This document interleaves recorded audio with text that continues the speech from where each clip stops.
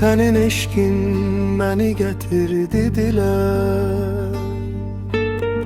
Sanki aşık olup bülbül bir güle. Seni sevdim, hasret çektim, könül verdim ben. Senin tek gözele eşkimi tezelen ama tezelen. Bu ayrılığın ömrünü az ele.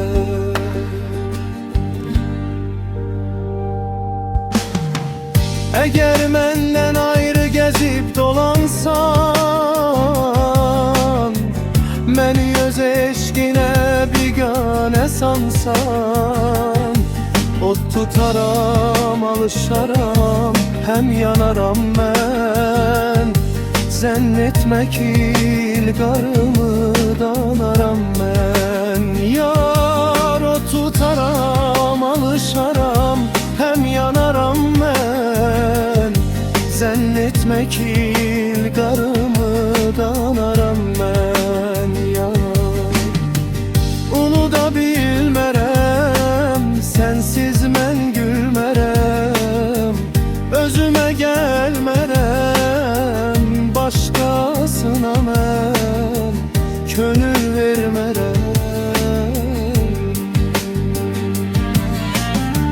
Onu da bilmerem, sensiz men gülmerem. Özüme gelmerem, başkasına men könül vermerem.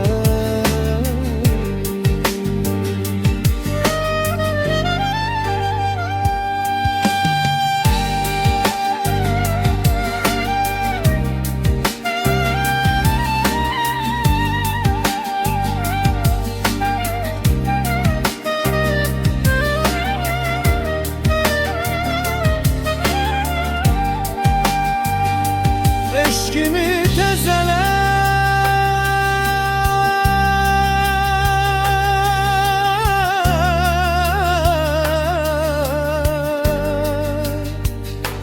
kömrünü yaz ele.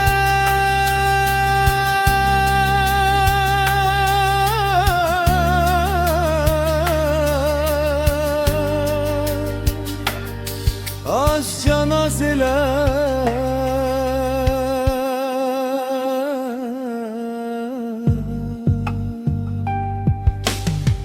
Onu da bilmerem, sensiz men gülmerem. Özüme gelmerem, başkasına men könül vermerem. Onu da bilmerem, sensiz men gülmerem.